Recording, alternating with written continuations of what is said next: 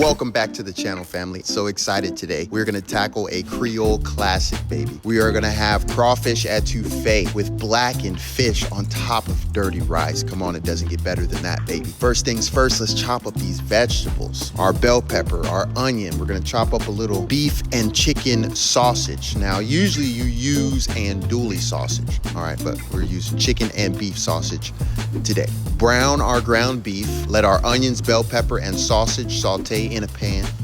All right, we want to drain that ground beef out real good now. Not too much. You still want your dirty rice to be a little dirty.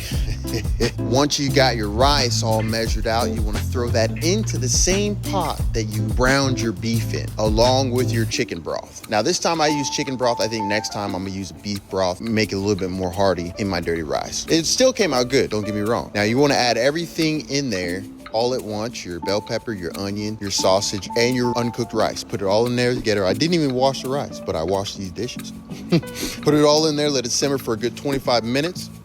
While that's cooking, go ahead and put some butter and garlic into a pan for your fish. All right. Now you can add whatever seasonings you like. I used a little bit of smoked paprika, salt, pepper, and of course that garlic, roasted garlic. Now, it came out beautifully. In that same pan we cooked that fish in, you want to take your onion and bell pepper along with a little bit more sausage, and you want to cook this up with your crawfish here. All right, this is clean, deveined, and butterflied crawfish. You want to throw your fire roasted tomatoes in there all together and leave the juice from the tomatoes in there. It does help out a lot with flavor, consistency, and taste. All right, throw your crawfish in there, and you want to bring that to a simmer along with your heavy cream.